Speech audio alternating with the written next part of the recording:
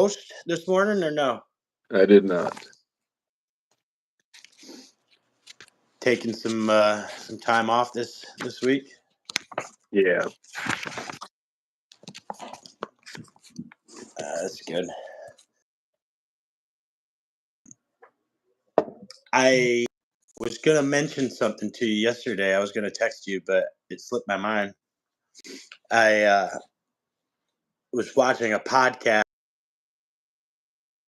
and he was pumping his Wonder book or Book of Enchantment. Have you kept digging at that? Yeah. Is it too woo for you? I mean, it's written at a very high level. There's things I have to go back and I mean, sometimes I have to read stuff multiple times and get out the dictionary. You know how I get. But Right. no, I really I mean, I don't know. It's one of those things where I don't think you have to buy into everything that the person is saying, but really look at, like, I guess the whole picture of what he's saying.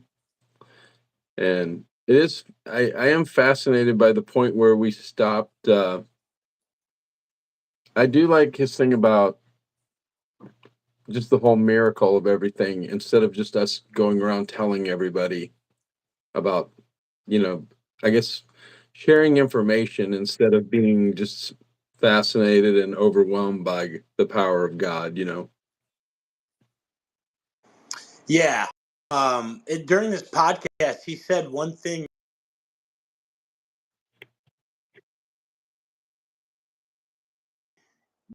that internet has simply erased wonder.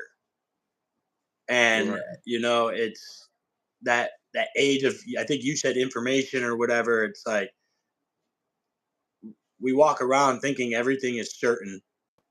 And our apps on our phone tell us the weather tomorrow instead of us being surprised that it happens to be a sunny day in December. And so we lose all wonder because we just think we know what's going on. Right.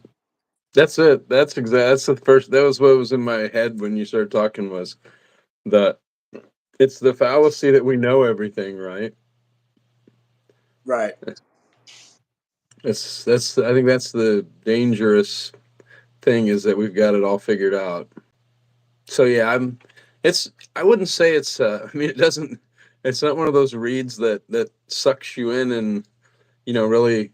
I mean, it's fascinating, but it's a pretty high level read. It's not the easiest, page turner. Right. Oh, his book "Live Not by Lies" was really good. Yeah. Um, it was more historically based, so it was easier, I guess, to chew because it was just simply kind of stating out the facts of the Eastern. That was the Eastern European Right. or two type stuff, but so it was more of a page turner than Right. than this one seems.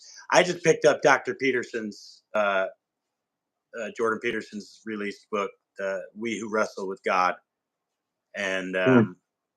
That sounds like a book you wrote.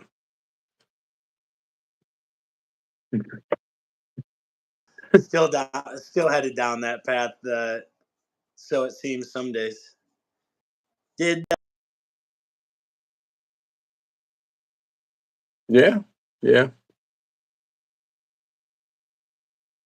I didn't listen to the podcast this time, no. I went over my notes from a couple years ago when I let it, and then I read through the chapter again and kind of just marinated on it a little bit. That's always cool to do, to see where your head was at 2 years ago, a year Right. ago, because I always scribble some stuff in too, and I'm like, oh, that brings me right back to where I was at. I remember that. I know what I was Right. trying to say there, or what Or you're like, sticks out. what made me say that? Right. Yeah. Well, what before I just start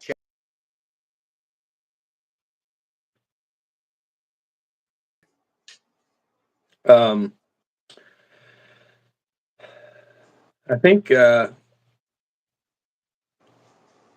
first thing that really struck out to me was I went into this when I started thinking about, I read I read what the chapter was this week. And before I read anything, I was thinking, like, how often do we actually get to form a team, right? I mean, usually you go to a job and they say, even if you get hired as the manager, they say, here's your team, right? And then you might be able to, bring your buddy over or hire and fire. But that was kind of the mindset going in. But then as I started reading, I started seeing I think where the real nature of what Dred's talking about is teams and how, because you think about your community, right? Nobody, I guess I've never like bought a house like I want to live in this neighborhood with all these like dynamic. I guess people who live in gated communities probably get to experience that, but you buy a house you can afford and you move in and you live there, right? And you're sort of your own bubble around everybody else's bubble. And then we look out and you see a pothole, right? So you're like, there's always somebody who we see is that's their job to do that, right? You see it, and I think what really flipped my mind on this week was how often do we see a problem that we know needs fixing, and instead of trying to figure out whose job it is, we form a team, like we get people together and we decide this is what we're going to do, right? And it's kind of like the thing this week with the food drive, right? So those guys, they saw a need, and I don't know who started what, but one guy got another guy and they formed their team, and now they're rolling and they're being effective, right? So I think that's where I went from this, is like, as men, like seeing needs and getting other men together and then getting them accomplished, instead of, you know, jumping on the internet and sending Mayor Dan a note that this needs to get fixed, you know. that's a really good point. And I never looked at it that way because you're spot on. And I'm trying to think humbly why I do that when I just moved recently, and so I've got to experience sort of that we move into this neighborhood, and in my mind immediately I start trying to categorize my responsibilities versus the mysterious man. That's Yeah. somebody else's, or some administrative, or some homeowners association's duties. And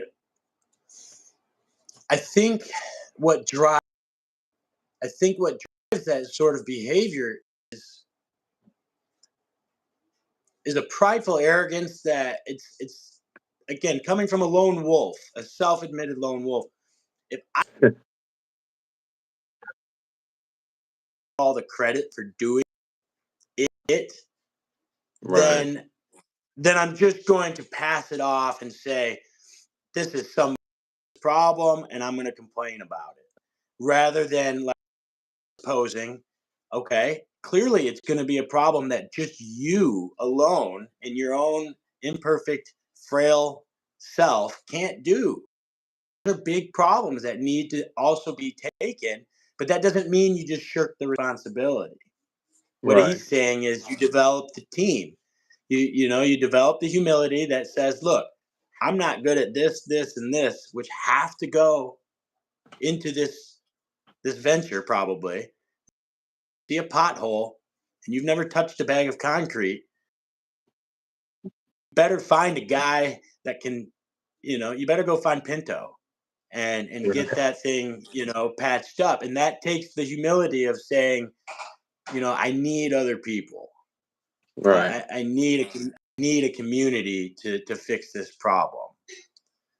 And yeah, that's a really really good point. And if we could get people, ourselves included, and then immediately go to what sort of a team can we develop here that can take care of this problem. Right. Yeah, yeah, that's good. That's So funny what you said because literally the last note I wrote down yesterday when I was my last note was team greater than lone wolf. every Yeah. day. Yeah. And um and I mean, going back to what I said, like we are limited kind of in our scope of what we can do because like obviously we can't you and I and a couple guys can't get together and build a bridge across the Missouri to Earth City because we want a new bridge, right? So, but right. it's one of those things where I think the big things like that we can't do make us think we can't do anything. And it's like a diet, right? When you say I can't eat Snickers bars, and then all you think about is, well, I can't eat anything, instead of looking at the millions of combinations of things that you can enjoy. And I think it's that way with the things we can do. There's so many things we can accomplish that we just don't do because we're so busy looking at the big stuff. Yeah, well, again, you're spot on. You're full of bangers this morning, ladies and gentlemen. CarJack is on it today. It's seeing the. It's almost like we're attracted to the things that we can't do. It's, but I think a lot of it is also just a shortened time frame of expectations. You could sure as heck get a new bridge put over the river if you want, but that again, you'd probably need to go and get like a city official, such as a, Right. a Starbuck, and talk to him and say, where do I don't even know where to begin. And I'm not, maybe asking you to be a part of the team, but you can at least get some sense of direction. And then 10 years down the road, after fighting the constraints of the city and the bureaucracy, sure as heck, you fund for a new bridge and you make it work. But one heck of a team development process.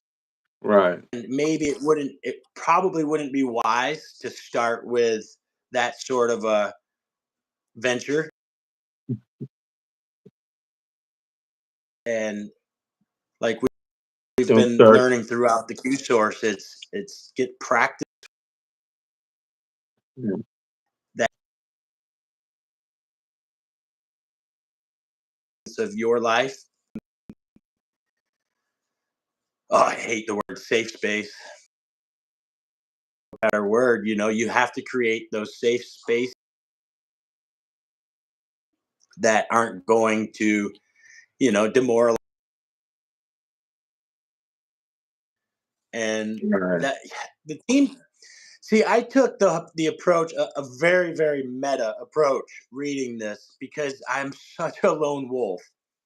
I realize that it's like I I don't belong to any teams, and I feel like the last time I was a part of a team, it was wrestling, and in fact, that was a lot of an individual perspective, kind of buried into a team approach. Mm-hmm. And so I, but taking a different glance at it, it's like, well, no, you have a team. I have my family. That's a team. And Right. then I even went, I went even further out, and it was like,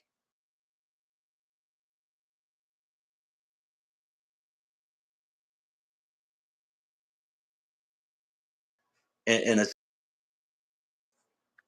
if I was to play, you have the, it's clear that you need to get the football down the field and into either the arches line. So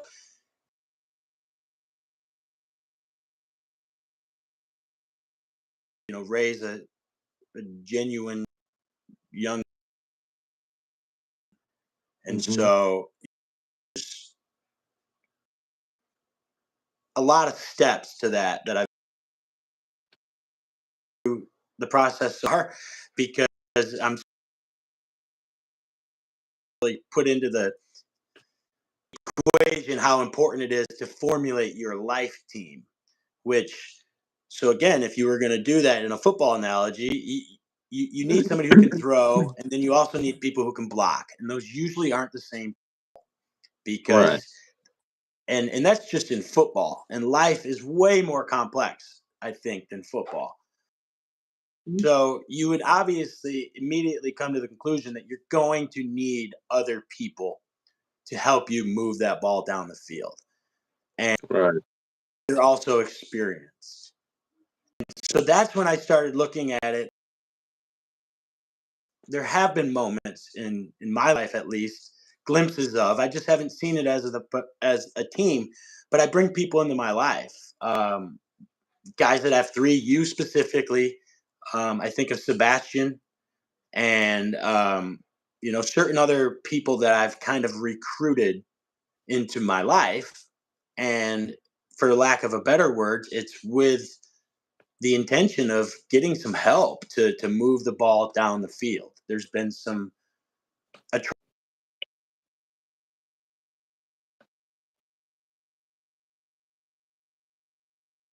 into the team analogy as much as I had this past week. Right.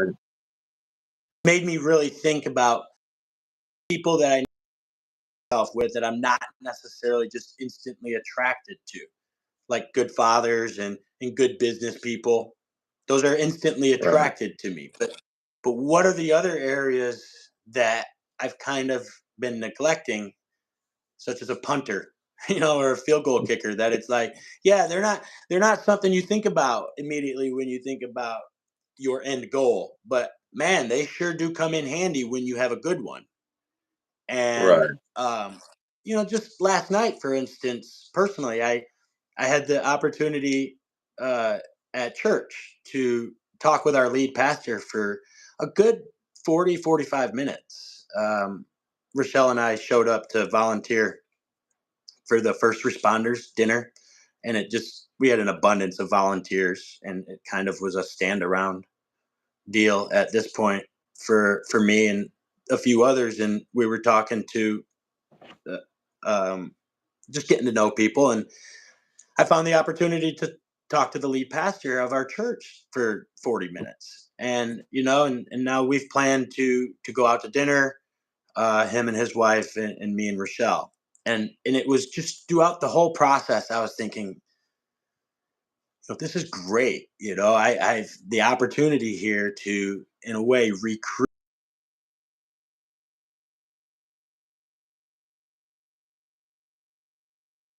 in, but I would love to have on my team to help me Right. move that ball down the field.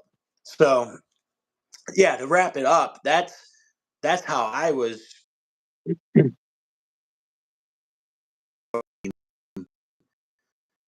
And again, that sort of approach. Well, I mean, that translates really well to what we're trying to do. And it's kind of funny while you were talking, I was reading down my list of stuff that I wrote down, and you know, like like with T Tops, which is funny. I got a very great compliment on him yesterday. One of the guys, um, the guy you worked out with Wednesday, that led Wednesday, he was talking about Shortcut being there, and then I was saying, that we're pretty welcoming to younger men if their dads feel that they're up to it. And he goes, yeah, he goes, I worked out with this kid one time, T Tops, and he was just great, and blah blah blah. And I was like, that Singlet's son, right? And he's like, what? But anyway, Was that but decaf? anyway, yeah, Are you speaking yeah, of? Yeah, yeah. yeah, he's good people. But anyway, getting back to your point, so for instance, for you as a father, your father team, right? It goes back to what we're talking about, because the proximity, right? Because like when we live in the same neighborhood, I want to help you be a better dad because your son, I hope someday, is going to be part of my community also, right? And I mean, I don't want him to be another a-hole running around doing a-hole stuff, doing all the stuff we did when we were 20. You want to help him, Right. and and it's purposeful. Like I said, we want to raise good kids. We want to raise the next wave. We want them to be decent humans and productive people, and we want them to be the people that see the stuff that we're talking about, like the neighbor needs help, we go help them. We don't wait for the social services to show up, um and I think, again, also one of the things that in my notes when I was going through this is nowhere in any of this team building does he talk about likability, right? I mean, obviously, if you enjoy someone's company, you're going to want to spend more time with them. But you get someone on your team, like you said, for instance, you know, the punter, right? If you have a Mm, guy who punts the ball 70 yards, but then can also, stick it in the corner when you need that punt to bury the other team in the corner. If that guy, if that guy doesn't like fishing and country music, and you cut him from your team, you're weakening your team by your bad leadership, right? But and outside of that, in life, like, how often do we see somebody who has traits and skills and purposefulness that we seek, but we don't want to be around them because I don't know, they talk about books that we don't want to read or something like that. And I think right. that's another area to really, when you're building your team, you're not necessarily, it's not a club like Dredd talks about, right? Like, you're trying to Right. accomplish something and you want the best people to teach you and to help you accomplish that. See, you got to avoid those tribal tendencies that just Yeah. naturally approach humans. Whether that person's not the right color, they're not the right creed. I mean, heck, they even wear the jersey of the wrong team. Right. Whatever it may be, we start to be tribal instead of keeping the um and see that was ringing a lot in the chapter podcast. They really touched on missionality Mm, and, like you said, missionality, not likability. And so,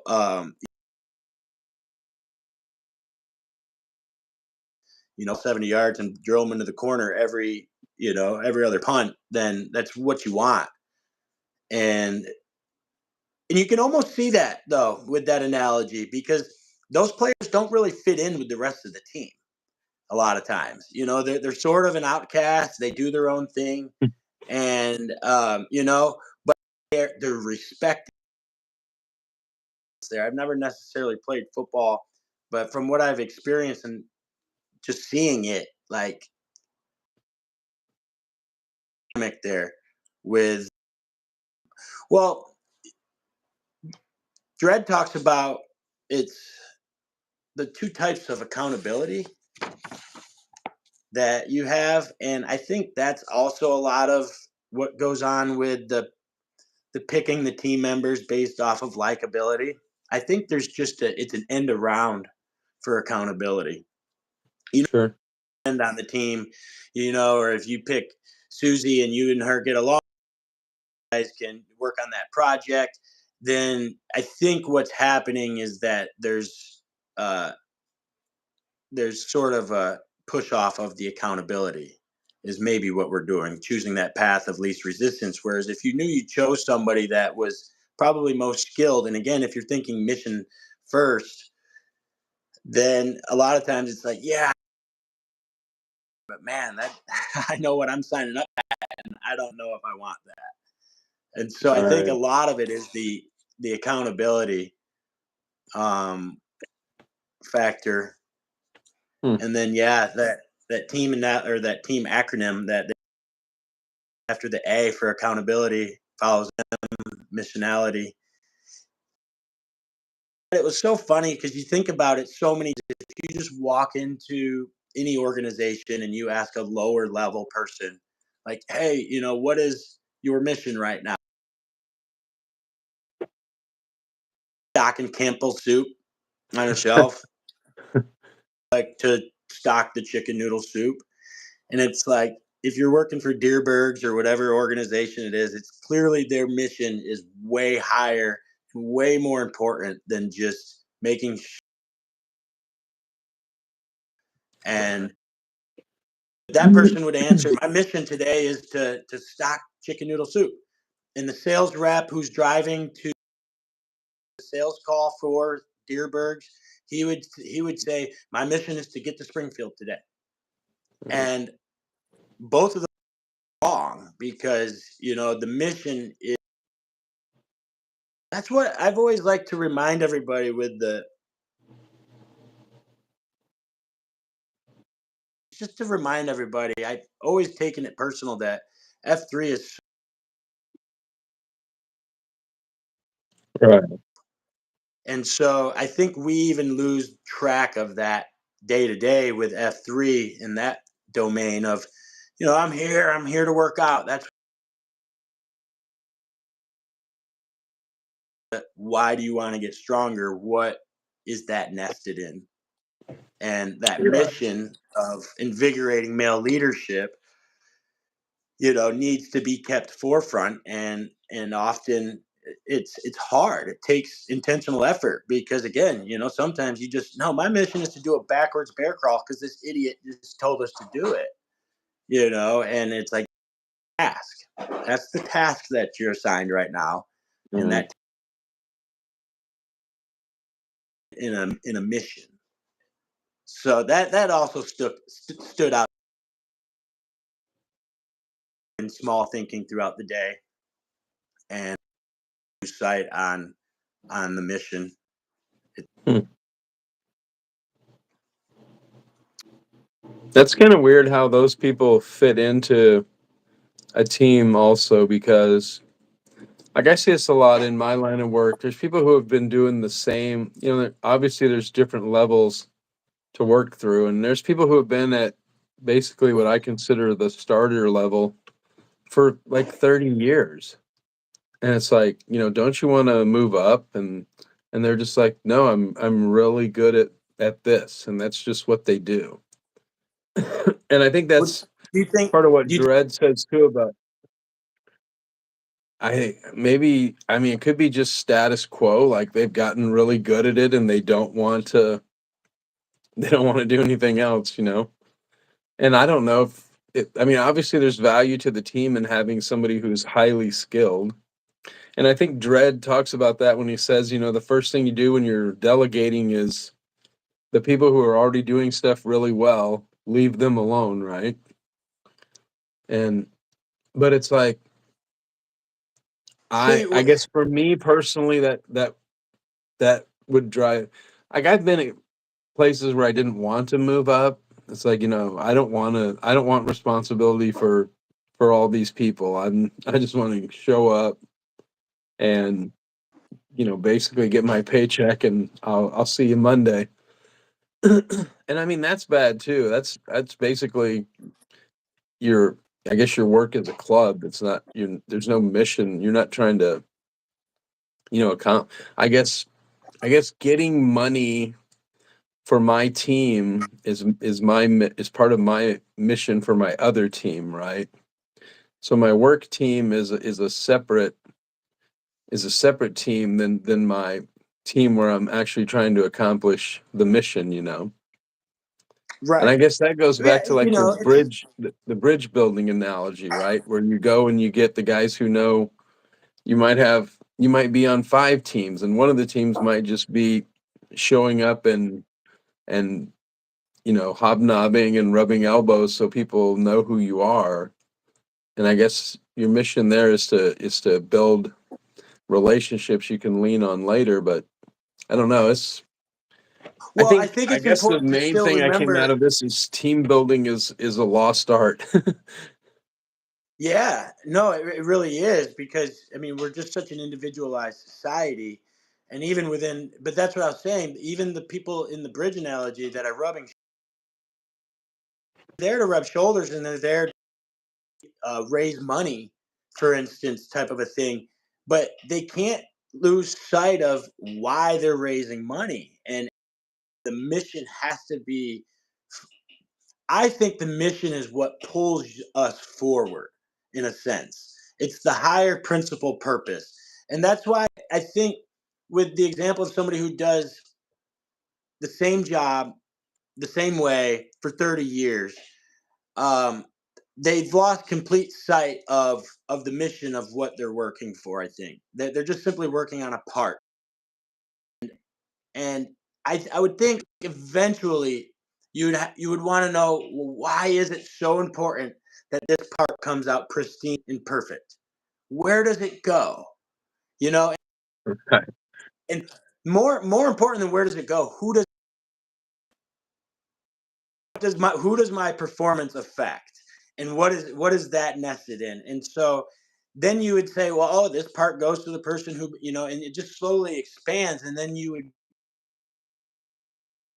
if you want to, I don't know, if you would want to have a greater impact even on the process of polishing a small part,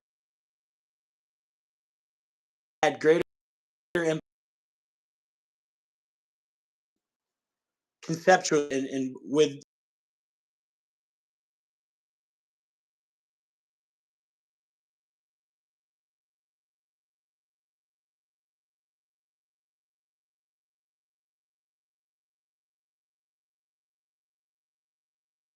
that oversees that eventually. Hmm. Material step. However, the organization is, if the mission was truly felt, if and it was truly understood, it would pull somebody. It would be a lizard organization, Yeah. ladder, and I just think that is so rare, and it may not even be true, to the extent of, is it just true in theory? Really seeing a real life lizard team or lizard organization, or are humans so flawed that as soon as they group together, they find some way to muck it up through jealousy, through greed, or through pride? Because Right. I feel like it's just a matter of keeping that as small as possible, but you're going to have that element within team Mm. building. So there's a little bit of that too, to not expect perfection. Yeah. We reached our cap. Oh, wow, that went by fast. I know that was what um what you brought to the table today. I wasn't being facetious. That was good. Yeah, I appreciate it. My last thought What's on your this was shirt? I was What's thinking that, Monday Night Raw? this is what happens when your children move out and leave stuff behind and you find out it fits. I think it's some kind of workout company that my son bought to wear to the gym. So, but it's super comfortable and it's super warm. So it It's failed that to time of make year. it failed to make it to his garage with the stuff I didn't want. So my final thought on this was I was thinking yesterday about teams, right? And what was the only I think the only team I've ever purposely formed myself was when I married my wife. Because even my kids I didn't have a choice on, right? I mean, we got what came out. I'm sure you can bioengineer that a little bit better, but so I think I in case she watches this, I think I picked a very effective teammate for my mission. So, but it is important to think of the missionality things, in that relationship, Well, and I'm more thinking of all of the opportunities Yeah. we've just been because I think it is just really. I mean, managing people, and I don't even like that word because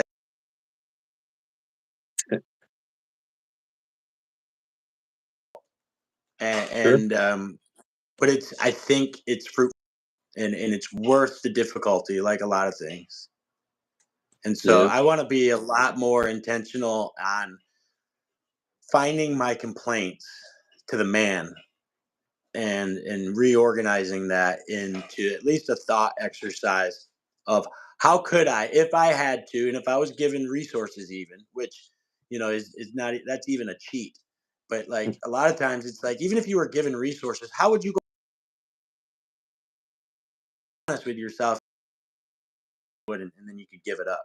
Because then, it's hard to complain about something that you wouldn't even begin to know how to fix. Right. But I think I think the challenge should be to actually follow through on at least the ones that are manageable, the complaints that are manageable, and say, hey, like let's form a team and let's see what we can do together. Right. I like it.